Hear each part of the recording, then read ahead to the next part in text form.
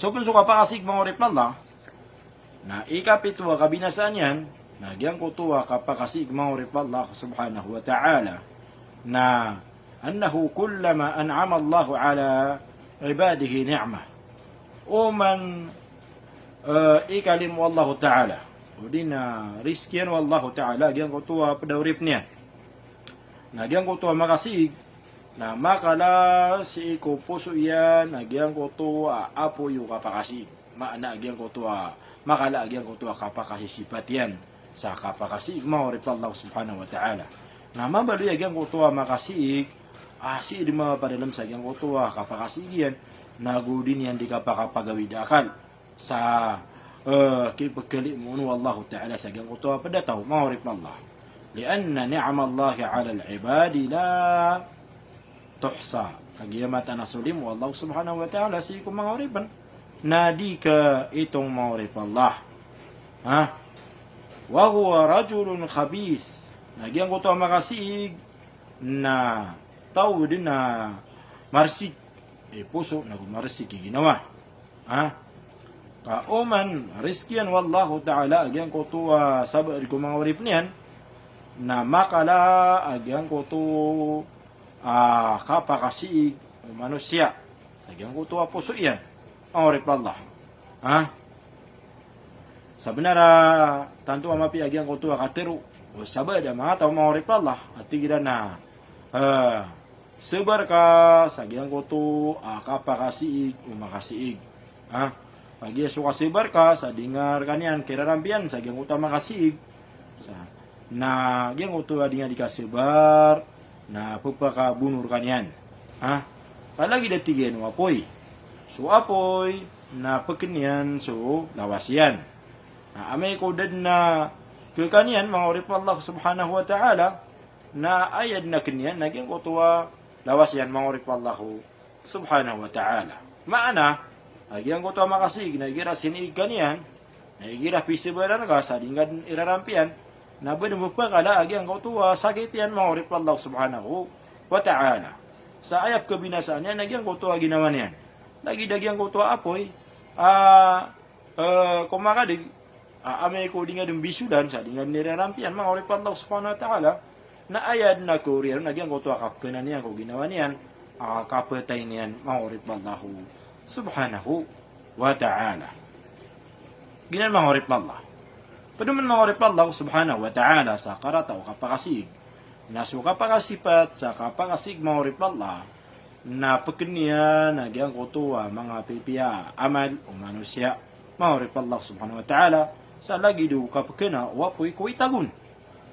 Miyaka titiyan ko Abi Hurairah radiyallahu anhu mata nas Nabi sallallahu alaihi wasallam na pitarian iyakum wal hasad, pananggilay ni watigo Nabi sallallahu alaihi wasallam so kapakasig fa innal hasada ya'kulu al hasanat, magyamata na so kapakasig na pagkanya nagyang kutuwa mga pipiya amal sa lagid kama ta'kulun narul hataba o qala al-ushb, sa lagid at tiyan o kapagkana wapoy ko itagon o di nasagyang kutuwa kayo mga urip Allah subhanahu wa ta'ala.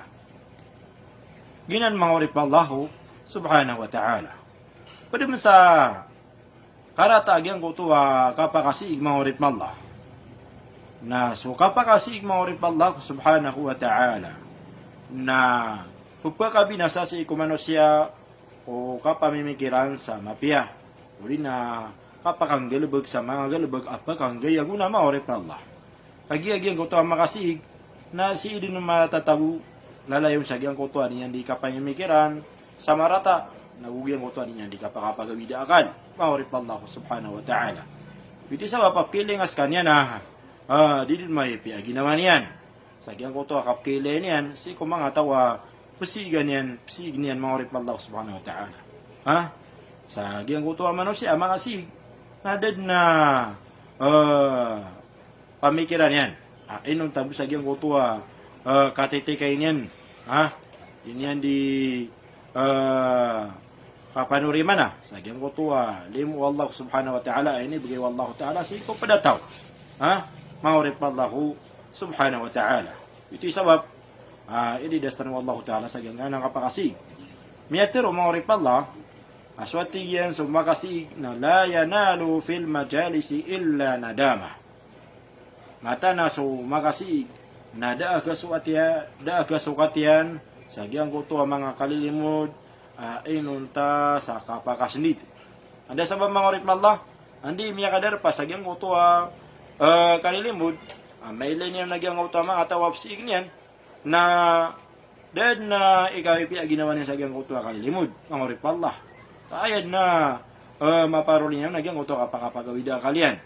Iti sabab askan yan na ay buwag kasukat niya sa giyang kuto kalilimod, nagyang kuto kapakasnit yan. Naguwala yan na lu'indal malaika.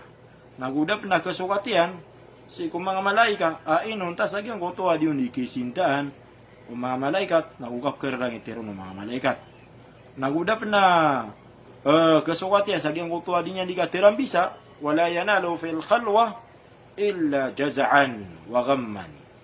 Dap na kasukat yan sa giyang kuto di niya di katirang bisa, inunta sa giyang kuto di niya di kapakapagawid akal, giyang kuto di niya di kapakaparangit, mga urip Allah subhanahu wa ta'ala. Wala yanalo fil akhirah. Nagudap na kasukat yan sa alungan na mori, inunta sa giyang kuto kapakambuku, uri na giyang kuto kapagkatutong giyang kuto ginawa niyan. Wala yanalu minallahi illa bu'dan wa maqta. Nagudap na kasukat yan, kung kipupantagin niyan ko Allah subhanahu wa ta'ala, inunta giyang kuto kapagkaawat yan sa ikwallah, nagukapagkararagitirun wallahu subhanahu wa ta'ala. Kaya panutula sa Nabi sallallahu alaihi wasallam na pitero yan, talaw kaklasi ang mga tao. La yastajibu Allahu du'aahum. Thalathatun la yastajibu Allahu du'aahum.